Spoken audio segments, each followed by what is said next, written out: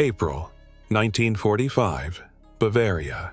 The Wehrmacht had retreated, abandoning their most sinister secret, a military establishment where German women had been imprisoned for years. As American armored vehicles advanced through the haze, 23-year-old Greta Weber instinctively positioned herself before the younger women, maintaining the same defensive posture she'd assumed since age 19. These women had discovered that liberation by enemy forces signified one thing: a perpetual torment under different commanders. However, as the chaos subsided and American military personnel drew near, something unthinkable occurred.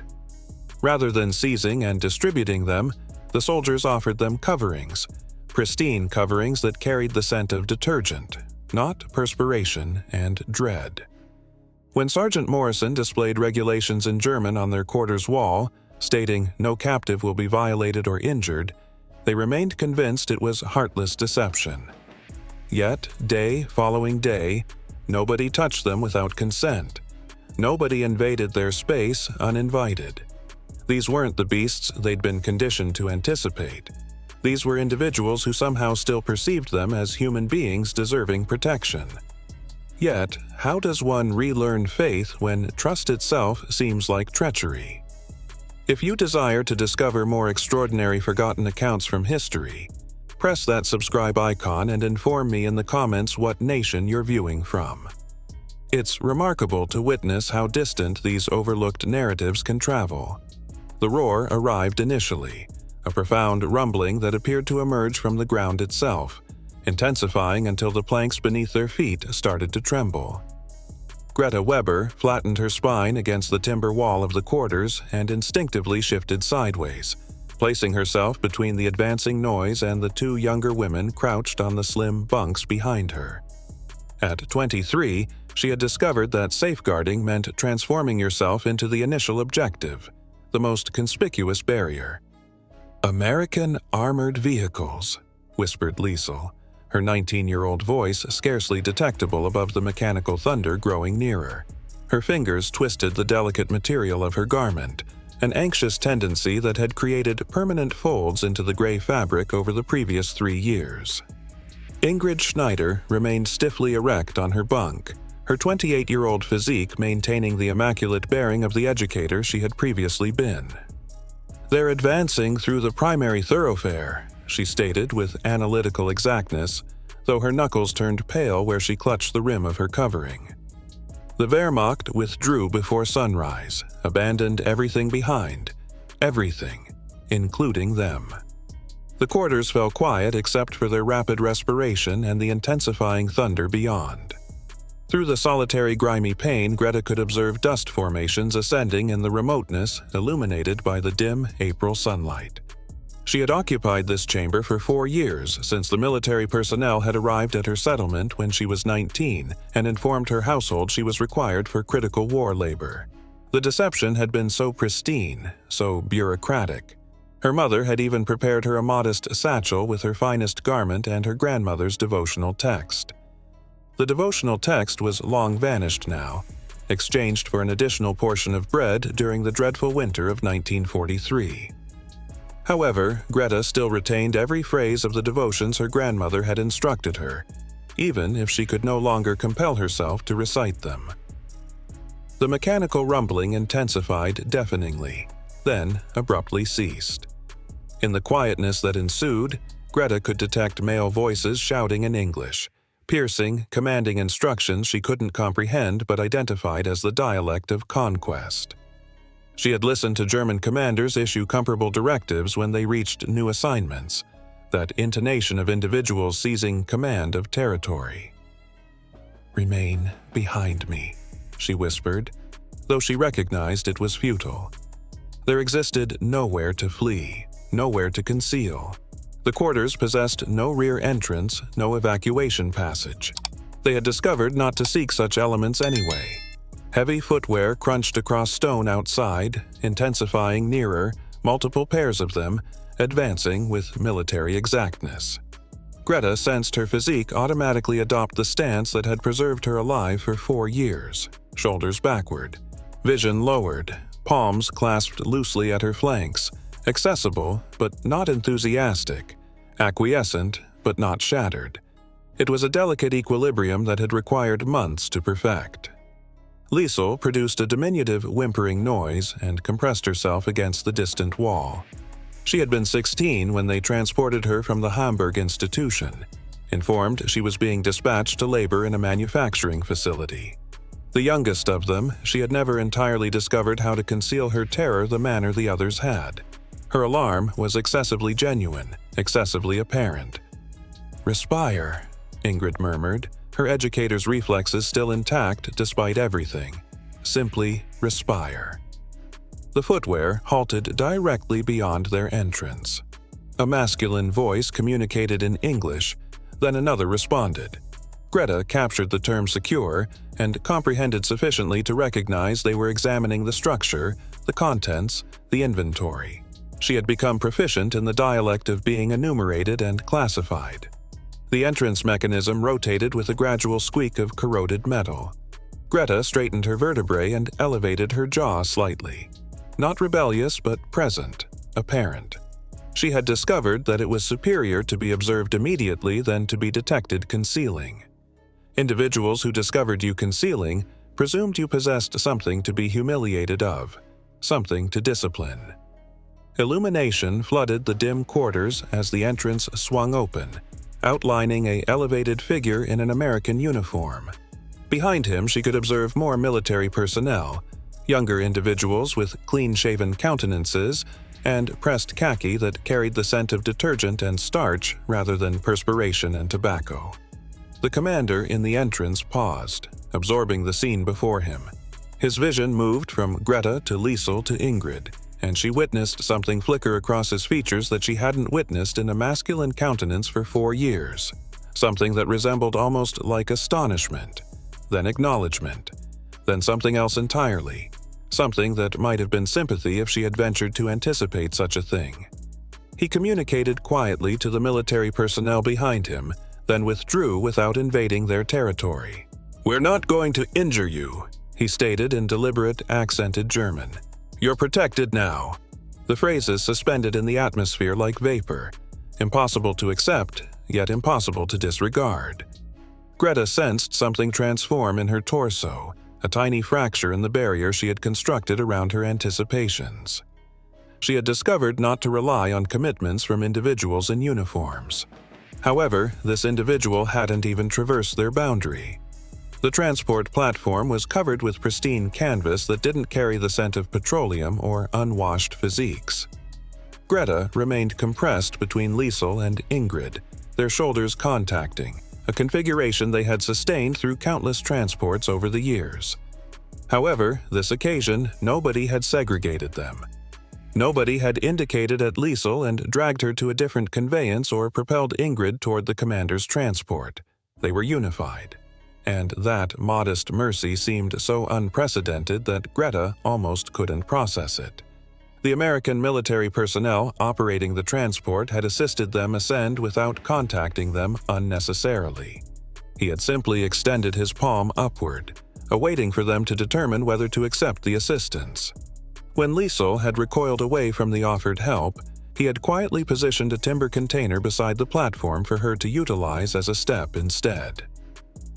Through the canvas aperture, Greta observed the Bavarian landscape traverse past, fields damaged by armored vehicle tracks and abandoned equipment, yet still verdant with spring vegetation. The conflict was terminating. Everyone stated so. She had detected it whispered among the sentries in their final days, witnessed it in the manner the Wehrmacht commanders had destroyed documentation and retreated before sunrise. However, terminations had never signified liberation for women like them. Terminations simply signified new commencements under different commanders. A camp. Lucky Strike sprawled across a hillside like a provisional municipality. Rows of canvas shelters and timber structures stretched in orderly military sequences, surrounded by wire barriers that appeared disturbingly familiar. Greta sensed her abdomen contract as they approached the primary gate. The sentries there wore different uniforms and communicated different phrases. Yet gates were gates, and barriers were barriers. The transports halted in front of a low timber structure marked with a Red Cross emblem. The identical military personnel who had operated them opened the platform and withdrew, providing them territory to descend on their own. Greta noticed how he maintained his palms apparent, how he announced each movement before executing it. These were not the behaviors of individuals who seized what they desired without requesting. An elevated sergeant emerged from the structure, his uniform pristine, despite the late afternoon temperature. His countenance was weathered yet benevolent, with wrinkles that suggested he smiled more frequently than he frowned.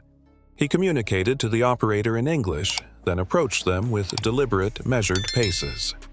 "My designation is Sergeant Morrison," he stated in heavily accented yet clear German. "You will be occupying in Structure 7. It is pristine and protected. Nobody will invade without your consent." Liesel produced a modest noise of disbelief, rapidly muffled. Consent. The term seemed foreign, almost meaningless. They had not been requested consent for anything and so prolonged that Greta had forgotten what it seemed like to possess choices that mattered. Morrison guided them across the compound, past rows of shelters where American military personnel looked upward from their evening activities. Some stared with curious vision, others with expressions Greta couldn't interpret. However, none of them called out crude suggestions or produced the gestures she had discovered to anticipate. They simply observed and returned to their card games and correspondence writing. Structure 7 was a converted quarters with 6 bunks arranged along the walls, each with a folded covering and a modest timber container that served as a bedside table. The coverings were wool, substantial and pristine, with the kind of softness that communicated of proper washing and attention. Greta ran her fingers along the rim of one and sensed something loosen in her torso at the simple luxury of pristine fabric. "There are regulations," Morrison stated, extracting a sheet of paper from his jacket compartment. He attached it to the wall beside the entrance. The German text inscribed in deliberate block letters. Regulation Number 1. No captive will be violated or injured. Regulation Number 2. No military personnel may invade this structure without consent from the inhabitants. Regulation Number 3. Nourishment will be delivered at 0, 800, 1200, and 1800 hours. You are not required to earn them. Ingrid stared at the displayed regulations. With the concentration of someone attempting to decipher a foreign dialect, "This is," she commenced, then halted, as if the phrases she required didn't exist in any dialect she recognized. A youthful sentry appeared in the entrance carrying a metal container and 3 vessels. He was scarcely older than Liesel, with the delicate countenance of someone who had probably been laboring on his household's agricultural land a year ago. He positioned the container on the floor precisely inside the entrance and withdrew immediately. "Broth," he stated in broken German, his cheeks flushing crimson with effort. "Hot broth. For consuming." When he extended toward Liesel to transfer her a vessel directly, she recoiled so violently that she stumbled backward and descended onto one of the bunks. The youthful sentry froze, his countenance going pallid with horror at having frightened her. Morrison appeared beside him instantly. "Johnson," he stated quietly in English, then switched to German. "We announce ourselves. We maintain distance. We permit them approach to us." The sentry, Johnson, nodded rapidly and positioned the vessels on the floor beside the container. "Apologize," he whispered in German. "Very apologize. No injure. No injure." After they departed, the 3 women remained in quietness, staring at the steaming container of broth. It carried the scent of vegetables and meat, abundant and nourishing. However, more than that, it had been provided freely, without demands or anticipations. Greta extended for a vessel with trembling fingers, half anticipating someone to appear and designate the price she would have to compensate for this benevolence. Nobody arrived. Beyond their pain, she could detect American military personnel calling to each other in the gathering dusk, their voices carrying the easy camaraderie of individuals who slept securely at night. For the initial occasion in 4 years, Greta permitted herself to wonder if she might sleep securely too. The routine commenced to seem like a modest miracle by the third day. Breakfast arrived at 8 o'clock precisely, delivered by the youthful military personnel Johnson, who had discovered to knock twice, announce himself, and await for consent before invading. He positioned the tray precisely inside the entrance with deliberate reverence, as if he comprehended he was handling something more delicate than dishes and nourishment. Greta discovered herself awakening before the knock each morning, her physique still programmed for hypervigilance, yet no longer braced for immediate threat. She would recline on her bunk, listening to Liesel's soft respiration and Ingrid's precisely controlled sleep, marveling at the absence of heavy footwear in the corridor, the lack of crude voices demanding entrance. The quietness seemed almost too favorable to rely on. The infection in her shoulder had been festering for weeks, a souvenir from a particularly brutal Wehrmacht commander who had enjoyed leaving marks. She had concealed it well, recognizing that apparent wounds frequently made individuals either more violent or more disgusted. However, on the fourth morning, when she couldn't elevate her right limb without wincing, Liesel noticed the manner she favored her left flank. "You're injured," Liesel stated, her voice carrying the particular gentleness she reserved for moments when she wasn't drowning in her own terror. "The shoulder, yes?" Before Greta could deflect or minimize, Ingrid was beside her with the efficient assessment of someone who had spent years caring for others. "That requires medical attention," she stated with quiet authority. "It's infected." The idea of voluntarily requesting for assistance from American military personnel seemed impossible. Assistance had always arrived with a price, and medical attention from individuals had never been about healing. However, as the morning progressed and the throbbing in her shoulder worsened, Greta discovered herself considering the unthinkable. When Johnson arrived with nourishment, Ingrid advanced with the deliberate dignity that made her seem elevated than her actual height. "Excuse me," she stated in her precise German, then attempted the English phrase she had been practicing. "Medical assistance, please?" Johnson's youthful countenance immediately creased with concern. He positioned the nourishment tray and hurried away, returning minutes later with a compact Asian-American military personnel who moved with the quiet efficiency of someone accustomed to emergencies. "I'm Corporal Chen," the medic stated in German that was significantly superior than Morrison's. "I comprehend someone requires medical attention." When Greta reluctantly indicated her shoulder, Chen nodded and opened his medical satchel on the modest table. However, instead of immediately extending for her, he commenced extracting supplies and explaining each item as he positioned it down. "Antiseptic solution for cleansing," he stated, displaying her a brown vessel, pristine bandages, antibiotic powder. "This might sting when I cleanse the wound, yet it will assist prevent further infection." He paused and looked directly at her. "I require to examine the injury to treat it properly. Is that acceptable to you?" The question suspended in the atmosphere like something unprecedented. "Acceptable to you?" As if her acceptance mattered? As if she possessed the right to state no to an individual who desired to contact her? "Yes," she whispered, then cleared her throat and stated it again more firmly. "Yes." Chen's examination was clinical and gentle, his palms deliberate and his voice steady as he explained each step. "The infection is localized yet significant. I'll require to cleanse it thoroughly and apply antibiotics. You should maintain it dry and covered for several days." As he labored, cleansing the wound with methodical precision, Greta discovered herself studying his countenance. There was no hunger in his expression, no calculation about what this medical attention might entitle him to later.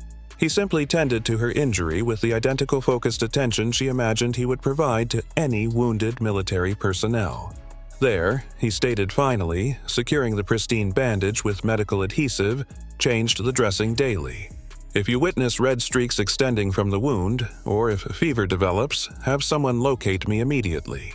He packed up his supplies and stood, yet produced no move to depart immediately. The human physique has remarkable healing capacity when provided proper attention and security, he stated quietly. "Both are available to you here." After he departed, the three women remained in stunned quietness. Finally, Liesel communicated with something that might have been wonder. He requested consent before contacting you. And he explained everything, Ingrid added, her educator's mind cataloging the unprecedented experience. Every step, every supply, every reason. That evening, when Morrison produced his routine check, Ingrid surprised herself by advancing. "The Red Cross," she stated deliberately. "Do they carry correspondence to locate household?" Morrison's weathered countenance softened. "Yes, they do. Do you possess household you'd like to locate?" "My sons," Ingrid stated, and the phrases seemed to unlock something that had been held tightly closed for years. "Twin boys. They would be 11 now. They were positioned in American custody when I was." She halted, unable to finish the sentence. "I'll acquire you the paperwork tomorrow," Morrison stated gently. "The Red Cross has been very effective at reuniting households." That night, for the initial occasion since they had arrived, the three women talked about something other than survival. Liesel mentioned that she had once desired to be an educator, like Ingrid. Greta communicated haltingly about her mother's garden, how the roses climbed the cottage walls each summer. Ingrid described her son's laughter, the manner they had run to greet her each day after school. Their voices intensified stronger as they communicated, losing the whispered quality that had become second nature. Beyond their pain, the American camp settled into its evening routine, the noises of security and normalcy drifting through the spring atmosphere. For the initial occasion in years, tomorrow seemed like something to anticipate rather than endure. The film reel arrived on a gray morning when the spring atmosphere carried more chill than warmth. Greta noticed the change in the camp's atmosphere before she comprehended its source. Conversation halted abruptly when military personnel passed their structure, and the easy laughter that had become familiar background noise intensified, sparse, and strained. Morrison appeared at their entrance precisely after breakfast, his usually steady demeanor replaced by something heavier. Behind him stood a military personnel Greta hadn't witnessed before, a compact individual with hard vision and shoulders that seemed to carry invisible weight. "This is Corporal Sullivan," Morrison stated in his deliberate German. "He'll be laboring with our unit for the next few weeks." Sullivan's gaze swept over the three women with an expression Greta identified from years of interpreting individuals' countenances for signs of danger. It wasn't the clinical assessment of the medic Chen or the gentle concern of youthful Johnson. This was evaluation, judgment, the look of someone attempting to determine guilt or innocence. "Ma'am," Sullivan stated stiffly, nodding toward Ingrid as the eldest. However, his voice carried an undertone that made Liesel unconsciously advance closer to Greta. After they departed, an uncomfortable quietness settled over Structure 7. The easy routine they had commenced to rely on seemed suddenly delicate, as if a solitary suspicious look could shatter the security they had scarcely commenced to accept. The change became more pronounced over the following days. Sentries who had intensified accustomed to casual conversation now sustained professional distance. Johnson still delivered their nourishment with deliberate courtesy, yet his youthful smile seemed forced, and he avoided meeting their vision directly. It was Corporal Chen who finally explained what was occurring. He arrived to check Greta's healing shoulder with his usual medical satchel, yet his typically calm demeanor seemed strained. "There has been new information about the concentration camps," he stated quietly as he examined her wound. "Film footage, documentation. The military personnel are processing what they've witnessed." Greta sensed her torso contract. They had detected whispers about the camps over the years, terrible rumors that seemed too horrific to accept. However, whispers and documented reality were different elements entirely. Some of the individuals are struggling to comprehend the difference between victims and perpetrators. Chen continued, applying fresh bandages with gentle precision. It's difficult for them to process that German women could suffer under the identical system that committed such atrocities. That afternoon, Sullivan appeared at their entrance again, yet this occasion without Morrison's moderating presence. He carried a manila folder and wore the expression of someone fulfilling an unpleasant duty. "I require to request you some questions," he stated in heavily accented German, his intonation suggesting the questions were more like accusations awaiting to be confirmed. Ingrid straightened to her full height, assuming the commanding posture that had once commanded classrooms. What kind of questions? Sullivan opened the folder and extracted several photographs, grainy black and white images that made Liesel gasp and rotate away. The images displayed emaciated figures behind barbed wire, mass graves, children with hollow vision. "What did you recognize?" Sullivan requested, his voice contracted with scarcely controlled anger. "What did you witness?" The photographs reclined between them like accusations. Greta stared at the evidence of systematic murder and sensed something collapse inside her torso. Not surprise, yet a terrible confirmation of humanity's capacity for evil. She had recognized evil intimately, had existed with it compressed against her skin for 4 years. However, witnessing it documented, produced bureaucratic, somehow produced her own survival seemed like complicity. "We recognized we were nothing," she whispered, her voice scarcely audible. "We recognized we didn't matter." "That's not an answer," Sullivan compressed, and now his anger was fully apparent. These camps were all over Germany. People had to recognize, people had to witness. Liesel commenced to shake, her delicate stability crumbling under the weight of Sullivan's accusation. "They informed us we were lucky," she stated, tears streaming down her countenance. "They informed us we could have been dispatched to labor camps instead. We thought they signified manufacturing facility labor." Ingrid's educator instincts activated, even as her own composure threatened to break. "We were informed we were serving the Reich," she stated with bitter precision. "We were informed our sacrifice maintained worse elements from occurring to other women. We accepted we were the price compensated to safeguard others." Sullivan stared at them with disgust that seemed like a physical blow. "How do we recognize you're not precisely as guilty as the rest of them?" The question suspended in the atmosphere like a verdict. Greta sensed years of deliberately constructed survival crumble around her. The shame she had fought so hard to contain arrived flooding backward, mixed now with the terrible knowledge that while they had been trapped in their own torment, others had suffered and died in manners that produced their own torture seem almost merciful by comparison. "Maybe we are," Greta stated finally, the phrases scraping her throat raw. "Maybe surviving produces us guilty. Maybe we should have died instead." Sullivan gathered up the photographs and stood, departing them with their shame and the horrible certainty that their brief taste of dignity had been a cruel illusion. They huddled, unified on the bunks as darkness descended, no longer 3 women healing, yet 3 conspirators in history's greatest crime, marked by their survival as surely as if guilt had been tattooed on their foreheads. Beyond their pain, the American camp continued its evening routines, yet now those noises seemed distant and condemning, as if even the spring atmosphere carried judgment against them. The quietness in Structure 7 had weight now, compressing down on them like a physical element. For 3 days after Sullivan's interrogation, the women scarcely communicated, moving through their routines like ghosts haunting their own existences. They accepted their nourishment with downcast vision and whispered gratitude, awaiting for the inevitable moment when someone would realize the truth about what they were and seize away even these modest mercies.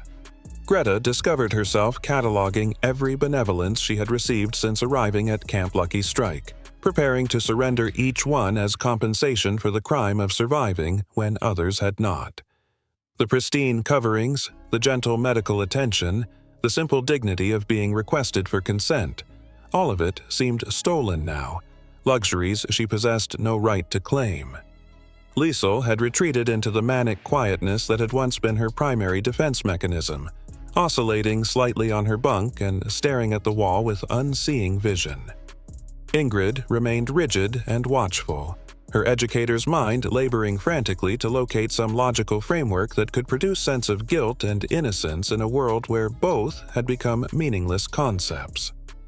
When Morrison appeared in their entrance on the 4th morning, flanked by Sullivan and carrying an official-looking documentation, Greta sensed her heart sink toward her abdomen.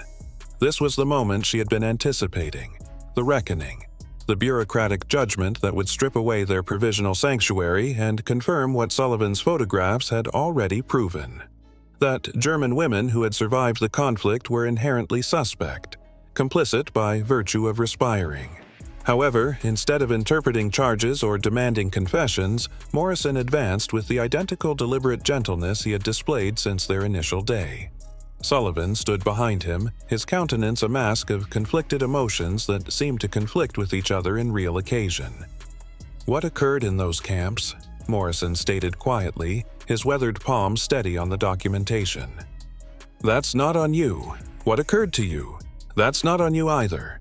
The phrases seemed to arrive from some impossible place where logic and mercy intersected. Greta sensed them hit her torso like physical blows, each syllable challenging the guilt she had wrapped around herself like armor. Morrison rotated slightly to include Sullivan in his gaze. "These women survived torment. They're not the enemy.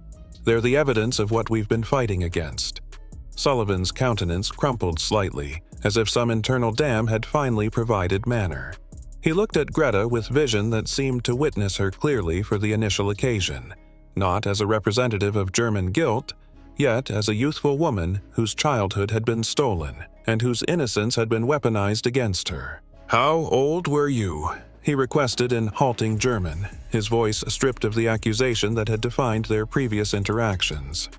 "When they seized you, 19, Greta whispered, the number seeming both ancient and impossibly youthful. Sullivan closed his vision briefly, and when he opened them again, something fundamental had shifted. "Jesus," he respired in English, then struggled with the German phrases. "My sister, she's 19 now, at residence in Ohio." He extended his palm toward Greta, not to seize anything from her yet to offer support as she stood. The gesture was modest, yet monumental, the initial occasion in 4 years that an individual had extended for her with the intention of elevating her upward rather than extracting her downward. "I apologize," he stated, and his voice fractured slightly on the phrases. "My brother died fighting this system, I thought. I thought anger would honor him somehow. However, he would be humiliated of me right now.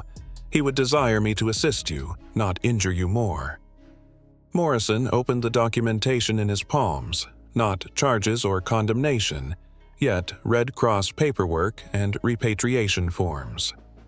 "We've located Ingrid's sons," he stated gently.